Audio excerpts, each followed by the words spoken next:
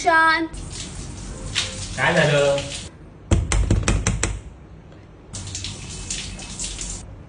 Important काम आहे. काय इम्पॉर्टंट आहे? आंघोळ करताना काय तुझं बाबा? आंघोळ पण करून देत नाही. हे लवकर ये बाहेर लगेच. आलो, थांब 2 मिनिटं, आलो लगेच. काय आहे बाबा एवढं इम्पॉर्टंट? आंघोळ पण करून नाही दिली आहे मला.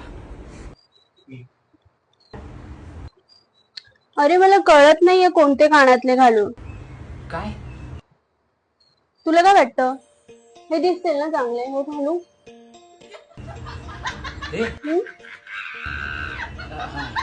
छान. वा.